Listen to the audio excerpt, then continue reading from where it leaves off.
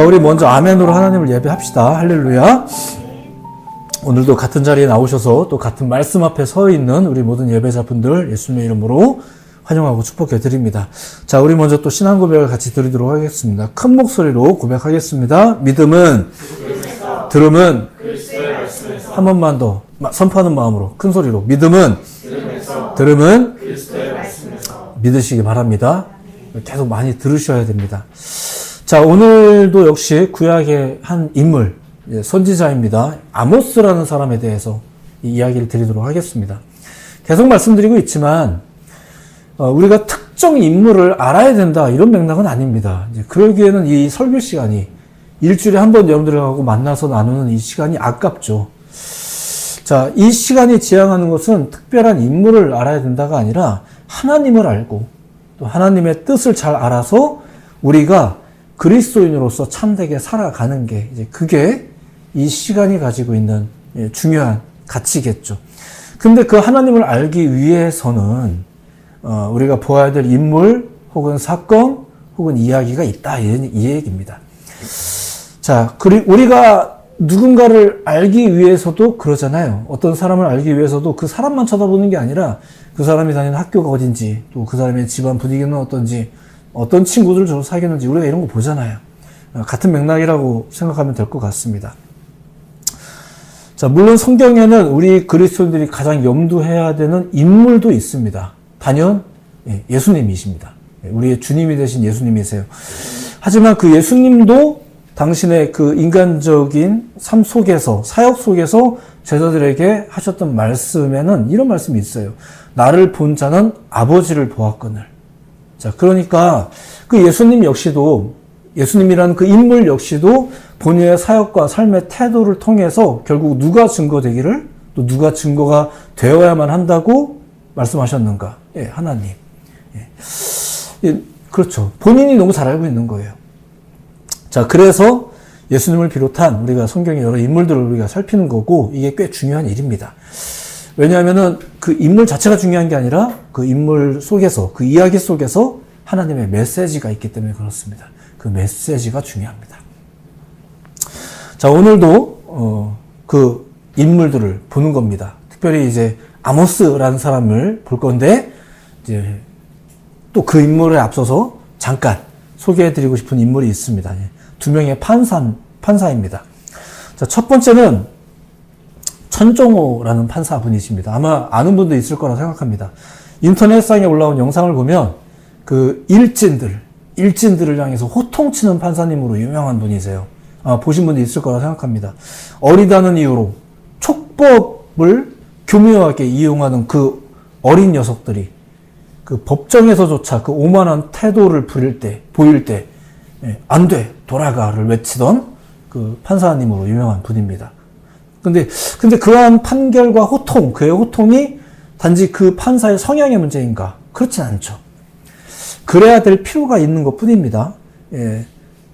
근데 정작 그 천종호 판사분을 잘 보면 그 재판정의 모습은 그렇게 엄한데 판결 이후 저들의 갱생을 위해서 굉장히 애를 쓰신 분으로 또 알려져 있는 분이죠. 예. 그들을 위해서 이제 축구단을 만들었는데 그 축구단의 원칙이 있대요. 이제 그 판사님이 그 임의를 정한 원칙이죠. 그게 뭐냐면은 축구는 못해도 상관없다. 근데 패스를 안 하면 퇴장. 예, 이런 식으로. 그러니까 사회성을 가르치고 뭐 이렇게 뭐 당신만의 기준이 있는 것 같습니다. 어쨌거나 이렇게 재판정에서는 그렇게 강직하고 무서운 분인데 저들의 갱생과 또 선도를 위해서는 또 한없이 따뜻한 그리고 열심인 그런 분이 바로 이 천종호 판사셨다고 합니다. 자, 두 번째는 역시 여러분들이 아마 아실 거라 생각해요. 미국 로드아일랜드 주의 그 지방법원 판사인데 그 프랭크 카프리오라는 분입니다. 이렇게 말하면 잘 모르겠지만 유튜브 영상에 보면 그분의 재판 영상이 또 많이 나와 있어요. 세상에서 제일 친절한 판사다 이렇게 알려져 있는 그런 별명을 가진 분입니다. 최근에 88세의 나이로 소천하셨더라고요. 예, 별세하셨는데 그는 주로 교통 위반 사건이나 그 시의 조례 위반 사건들을 주로 다루셨는데 일단 그분이 내리는 판결 자체는 철저하게 이제 법에 따른 겁니다. 뭐 누군들 안 그렇겠습니까? 판사가 법대로 해야지. 하지만 그의 법정은 이제 항상 뭔가 좀 이렇게 따뜻하고 웃음이 있고 이제 배려가 있고 이런 법정으로 유명한 이제 그런 판사님이신 거죠. 자, 이렇게 카프리오 판사나 천종호 판사 같은 사람들은 일단 판사로서, 법관으로서 그 법과 원칙에 충실했습니다. 다만 그들의 법정에는, 또 그들의 판결에는, 더 나아가 그들의 삶에는 사람들의 시선을 끄는 다른 무언가가 있었다 하는 거죠. 우리가 그런 걸 보면서 존경도 하고 이렇게 하는 거겠죠. 자, 성경에는 선지자라는 존재들이 있어요. 선지자. 자, 이 선지자들은 성전에서 일하는 제사장하고는 조금 다릅니다. 그 제사장이라는 사람들은 그 하나님을 향해서 사람들의 뜻을 아뢰고 혹은 사람들을 중보하고 뭐 이런 활동들을 하는 게 제사장입니다. 자, 근데 선지자는 사람들을 향해서 그 하나님의 어떠한 뜻을 막 전하고 알리고 혹은 그 사람들을 향해서 니들의 실상은 이렇고 이런 걸 막 고발하고 하는 일들이 이 선지자들이 하는 일이에요. 그러니까 똑같이 하나님의 일을 하는 사람들이다라고 이제 말하지만 사실은 굉장히 결이 다릅니다. 그 가장 쉬운 걸로는 스타일이 좀 달라요. 그러니까 제사장들은 한없이 온유하고 막 약간 이런 상이고요. 근데 선지자는 엄청 세고 거칠고 약간 이런 상입니다. 무엇보다 하나님의 뜻, 철저한 진리를 예언하는, 선포하는 그 선지자들, 그런 그들의 입장에서 보았을 때는 그들의 사역은 좀 더 엄중하고 냉철하고 차갑습니다. 그 판사의 그것과 좀 비슷합니다. 그쵸. 근데 이 선지자들은 그냥 판결만 하는 게 아니라 사실 경고도 하고 미리 그게 이제 예언 사역이죠. 경고도 하고 알려도 주고 뭐 이렇게 얼르고 설르고도 하고 이렇게도 합니다. 하지만 돌이키지 않았을 때, 그럼에도 불구하고 돌이키지 않았을 때 하나님의 진노는 거칠 거다. 이제 이런 심판의 예언들도 이렇게 선포를 하는 거죠. 뭐 뒤늦게 하소연하는 사람들도 있긴 합니다. 하지만 그럴 때는 안 돼, 돌아가. 뭐 이렇게도 하고, 아니야, 이제 이 심판은 우리가 당해야 돼. 앞으로 70년 동안은 그냥 이렇게 해야 돼. 뭐 이렇게도 하는 게 이 선지자들의 사역입니다. 예. 다만 그게 그 선지자들, 예언자들의 예언 사역의 전부인가?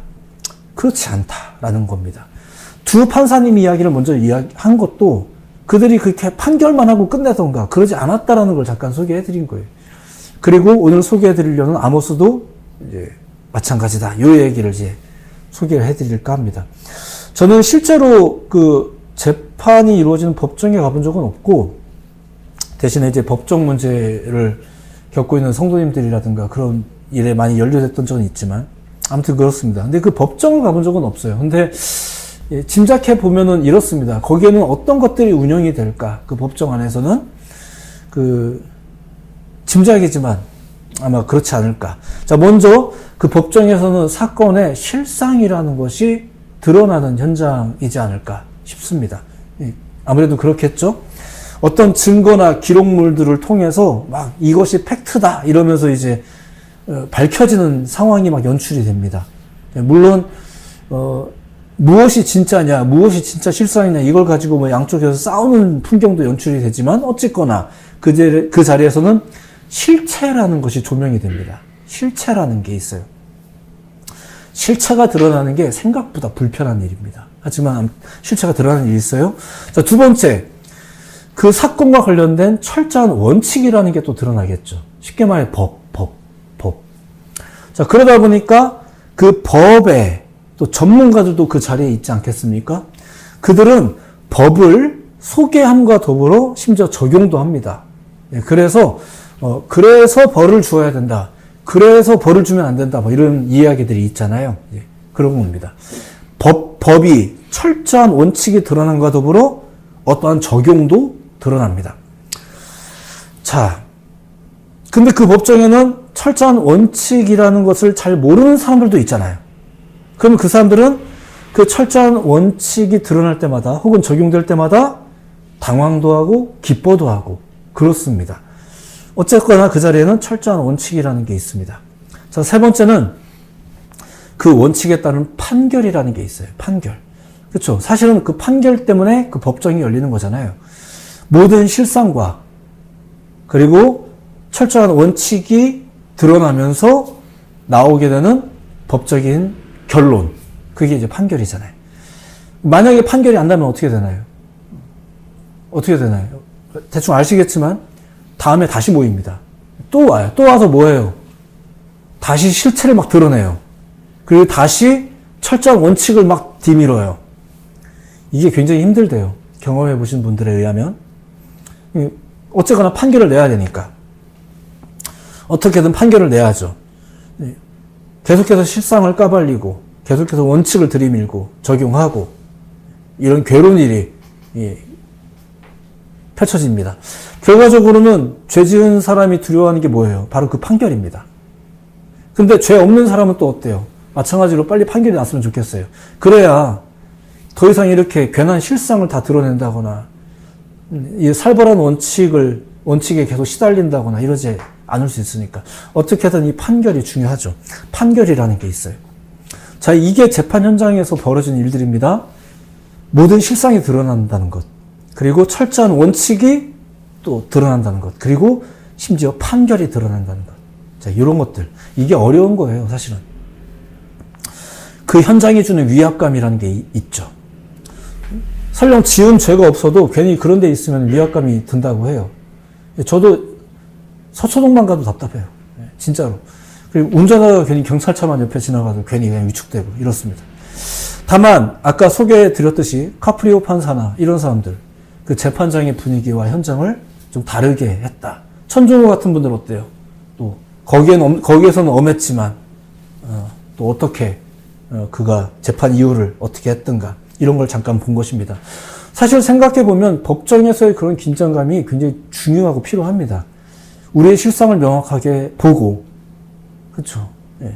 철저한 원칙이라는 것을 직면해 보고, 또 그 심지어는 그 엄중함을 느껴볼 필요가 있죠. 우리가 살면서도 그런 거잖아요. 자기 자신도 제대로 알지 못하고 이러면 또 곤란하잖아요. 철저한 기준 필요합니다. 여러분들이 다 불편하는 건 이해하지만 그게 없으면 어떡하려고 그럽니까? 세 번째, 닥치고 봤더니 그렇구나. 이런 걸 경험해 보는 것도 어릴 때, 기왕이면 어릴 때 조금씩 경험해 보는 게 필요합니다. 무엇보다 그 판결도 비록 두렵겠지만 직면하고 인정하는 법도 배워야 됩니다. 들어보시면 알겠지만 교회가, 그리고 우리의 신앙이라는 게 사실 비슷합니다.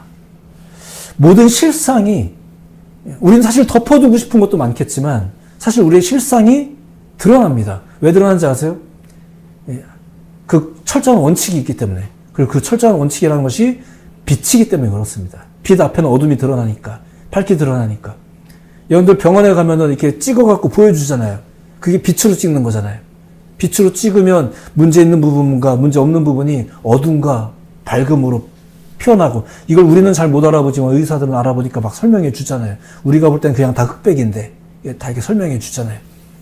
그런 거 보면서 우리가 또 심란하고 이런 게, 근데 필요한 거잖아요.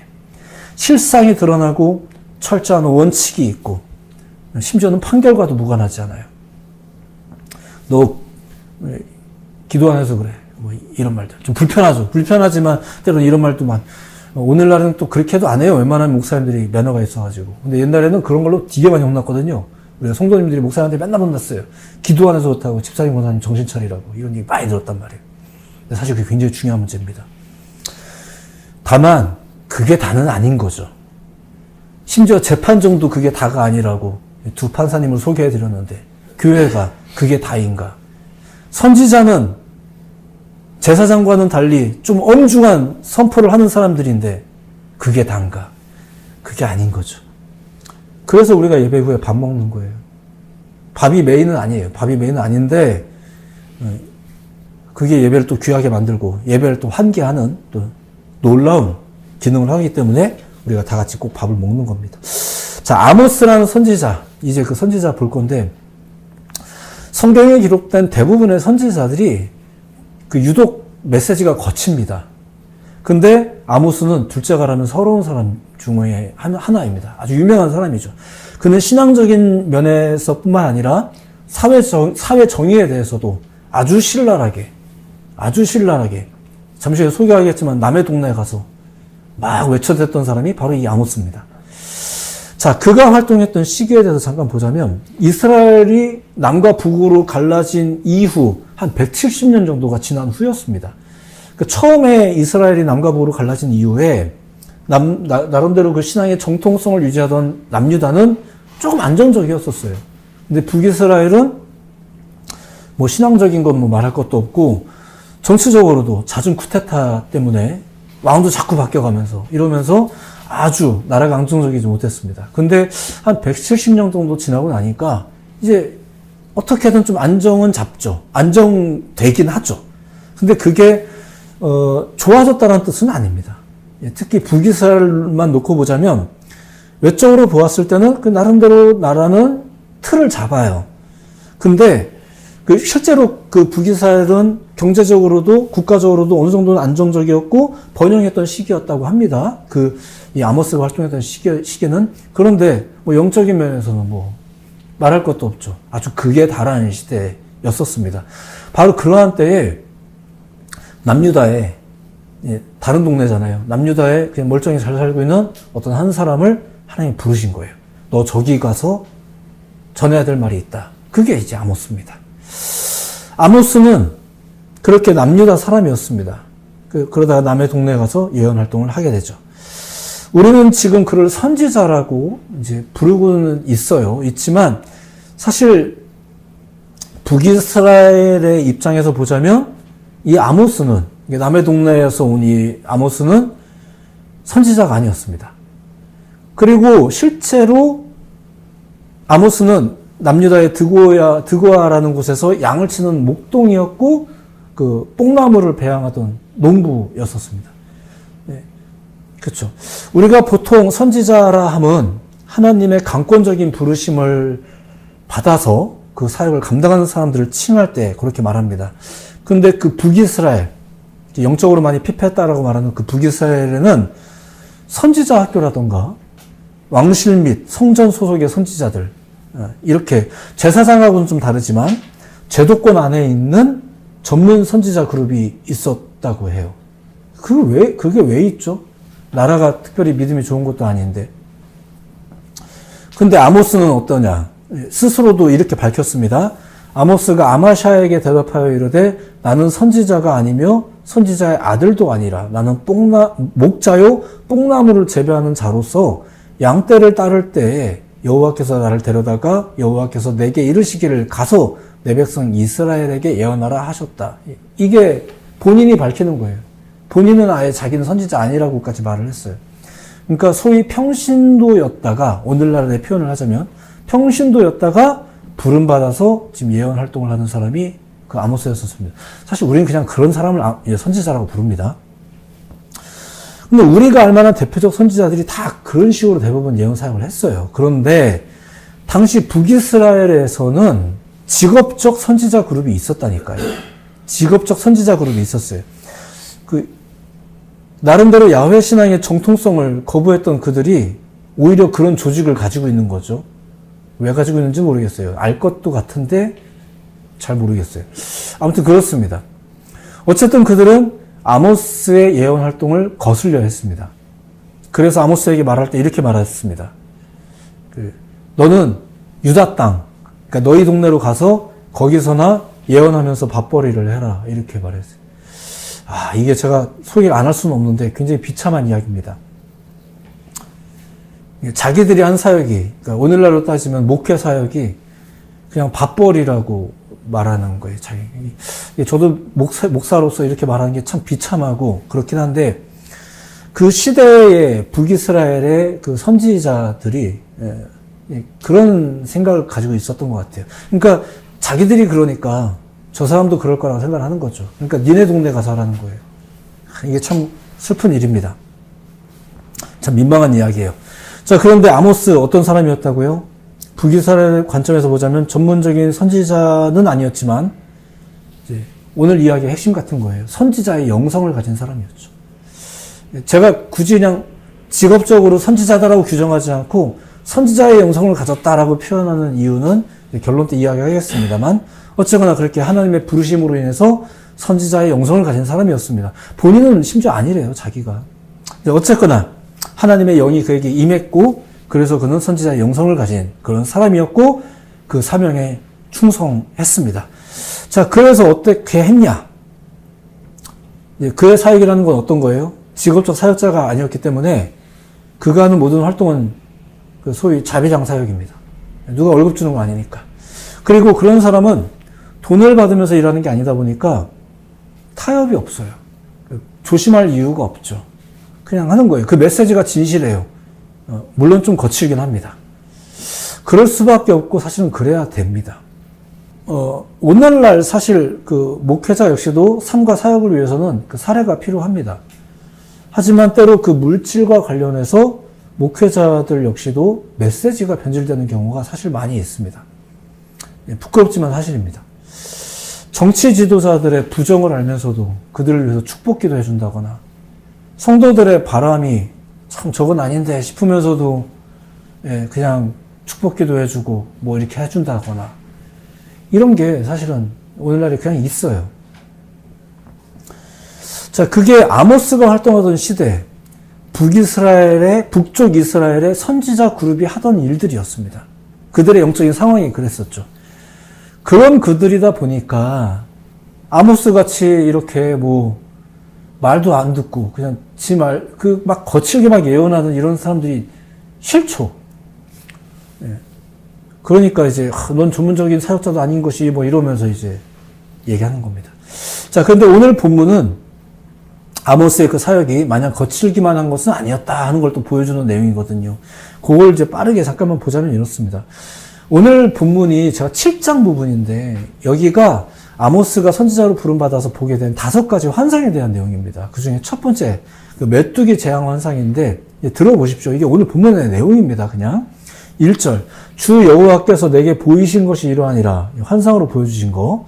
왕이 풀을 벤 후 풀이 다시 움듣기 시작할 때에 이게 뭐냐면은 다시 북이스라엘에서는 첫 수확물은 왕에게 드렸어요. 그 왕실의 소유로 세금으로 바쳤고 두 번째 싹이 이제 돋는 것부터 백성들이 먹을 수 있었습니다. 자, 그런데 그때에 주께서 메뚜기를 지으시면 메뚜기가 땅의 풀을 다 먹은지라. 소위 재앙이 닥친 거죠.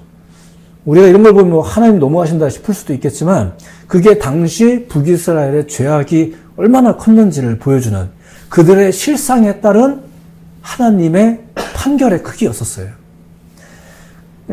그게 이제 북이스라엘의 실상. 자, 그런데 그의 예언이 어떻게 이어지는지 보십시오. 2절 주 여호와여 청하건대 사하소서 야곱이 미약하오니 어떻게 서리이까.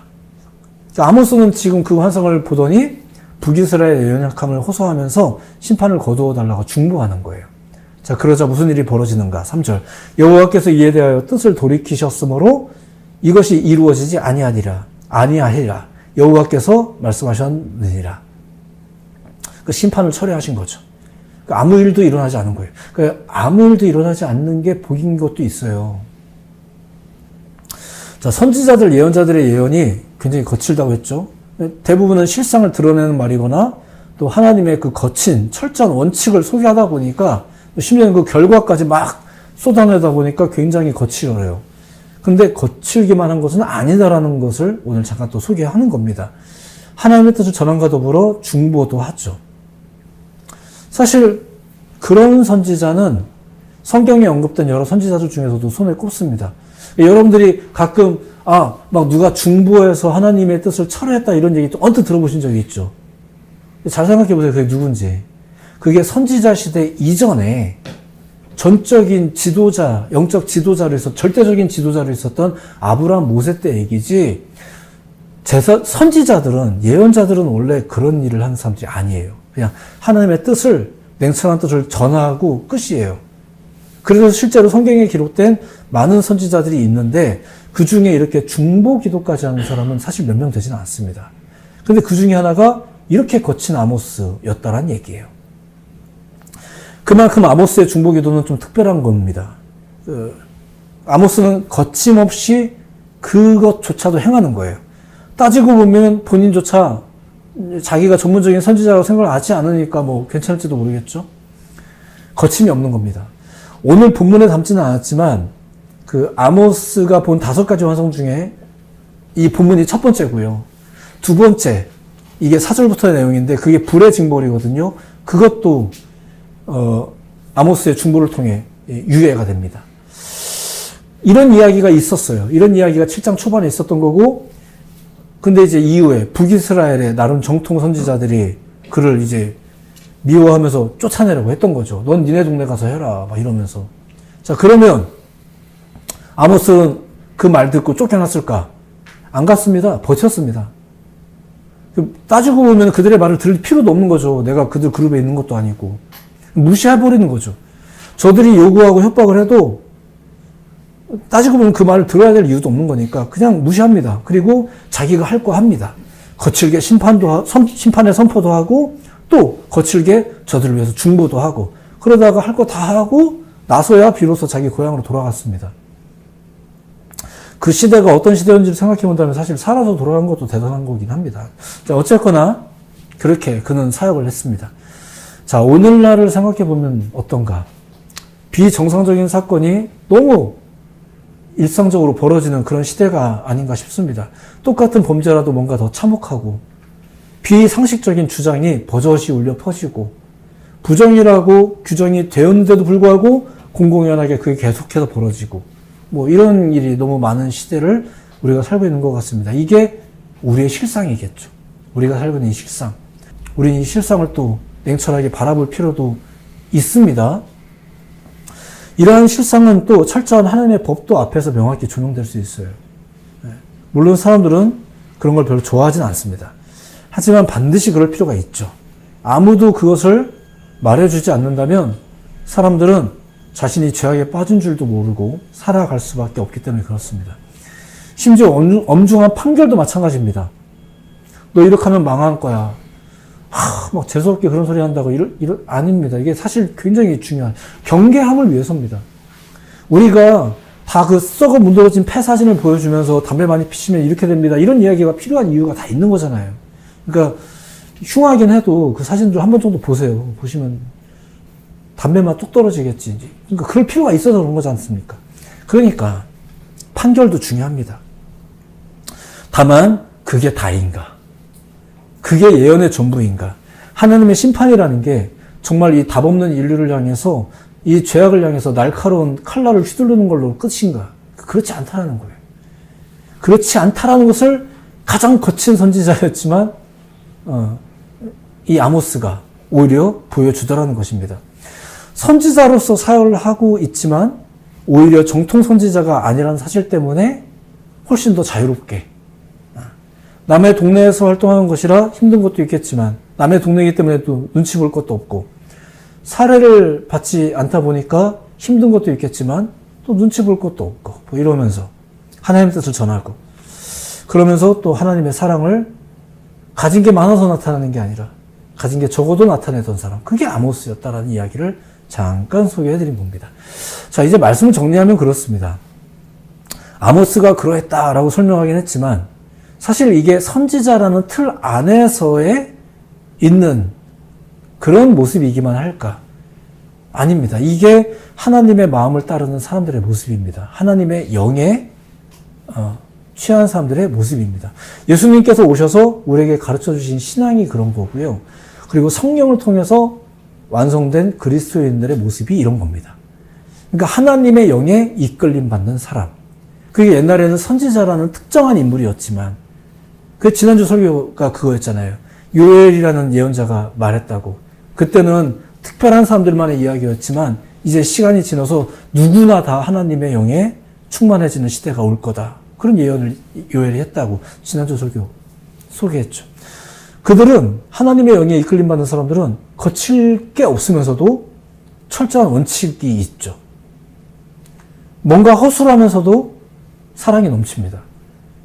그게 그리스도인이고 그게 선지자의 영성을 가진 사람들의 모습이라는 것입니다. 아모스라는 사람을 소개해드린 것은 그가 특별해서가 아니라 그가 그런 영의 사람이었기 때문에 그렇습니다. 거칠면서도 사랑이 넘쳤죠. 다른 선지자들은 그러지 못했어요. 그런 선지자들 몇 명 되지 않습니다. 앞서 천종호 판사나 카프리오 판사를 소개해드린 것도 마찬가지입니다. 그들이 판결만 엄중했던 게 아닙니다. 다른 부분이 있었기 때문에 우리가 그들을 존경하고 보는 거겠죠. 예수님 이후 지난주 요엘 선지자의 예언처럼 만민에게 하나님의 영이 임하는 시대가 되고 나서 이제부터는 우리 모두에게 선지자의 영성이라는 게 요구가 된다는 거예요. 그게 어떤 영성이에요? 강직하면서도 부드러움. 강직하면서도 부드러움. 기억하세요. 강직하면서도 부드러운 게 그리스도인입니다. 본래. 아니, 성경에서 보여줄 수 있는 그리스도인의 상입니다. 강직하면서도 부드러움. 자, 그런데 오늘날 우리 그리스도인들은 어떤가요? 약하면서도 경직된 그런 모습이 아닌가, 오히려. 조심스럽게 그렇게 우리 자신을 조명해 보는 겁니다. 스스로를 좀 살펴볼 필요가 있죠. 어떻게 살펴보면 될까요? 실상을 보고 철저한 원칙을 바라보고 때로는 판결을 바라보면서 그것이 다져질 수 있어요. 물론 불편할 수는 있습니다. 그냥 주일에 교회에 가는 종교인이 되지 마시고 복된 그리스도인들이 되시기 바랍니다. 여러분들이 뭐 바란다고만 되는 건 아니지만 우리가 이런 말씀을 통해서 다시 한번 마음을 다잡을 필요는 있겠죠. 그러기 위해서는 성경과 성령으로 우리가 충만해야 될 필요가 있는 것입니다. 그리고 예배가 우리에게 중요한 거죠. 그렇게 하나님의 말씀과 성령으로 충만한 사람은 강직하면서도 부드러워지는 거예요. 약하면서도 괜히 경직되어 있는 게 아니고 강직하면서도 부드러운. 그게 선지자였었어요. 그리고 그게 목회자들이었는데 그게 누구만의 이야기가 이제 아닌 거란 얘기예요. 이미 오래전에 그게 선포가 됐다는 얘기예요. 이도 저도 아닌 것 같죠? 아닙니다. 이것도 저것도 될 수 있는 거예요. 그게 아모스였다는 거죠. 본인은 선지자 아니래요. 근데 남들이 다 선지자라고 부르고 있어요. 물론 아니라고 하는 사람들도 있었어요. 가진 게 많아서는 아니에요. 하지만 나는 가난할 줄도 알고 풍족에 처할 줄도 알고 이렇게 하나님의 영에 취하는 사람들은 묘하지만 비슷한 결에 서게 됩니다. 이도 저도 아닌 게 아니에요. 이것도 저것도 될 수 있어요. 모든 게 안 되지 않아요. 오히려 모든 게 돼요. 초라한 게 아니에요. 당당한 거예요. 그게 하나님의 사람이죠. 아모스가 그랬다는 얘기예요. 그리고 성령의 사람들도 그래야 되고 오늘날 우리 그리스도인들이 그래야 된다는 얘기예요. 제가 대단한 사람이 되자는 얘기를 하는 게 아닙니다. 이미 그런 시대가 열렸다는 얘기예요. 이미 오래전에. 우리가 그것을 믿고 살아야 된다는 얘기죠. 하나님은 여러분의 삶이 당신의 은혜와 지혜로 충만하기를 바라세요. 그 여러분들의 삶이 풍성하길 바라세요. 당당하길 바라세요. 남의 동네 가서도 위축되지 않길 바라고요. 여러분들 어디서든 당당하게 말할 수 있길 바라세요. 아닌 건 아니라고 외치지만 또 한없이 사랑의 손길을 내밀 수 있는 아주 인애가 넘치는 그런 사람이 되기를 바라세요. 이게 우리의 도덕적인 요청이 아닙니다. 이것이 하나님의 영이 우리 안에서 일하시는 방식입니다. 바로 여러분들이 그런 삶으로 살아내야 되지 않겠나. 우리가 그런 삶으로 초대받은 것이 아닌가라는 말씀을 다시 한번 드리는 것입니다. 다시 한번 여러분의 삶이 성령으로 충만해서 강직하면서도 부드러운 그런 참된 그리스도인의 모습으로 살아가시길 예수님의 이름으로 축복하고 응원해 드립니다. 특별한 사람을 기억할 것이 아니라 이 특별한 이야기를 우리가 기억하셔야 될 줄로 믿습니다. 기도하겠습니다.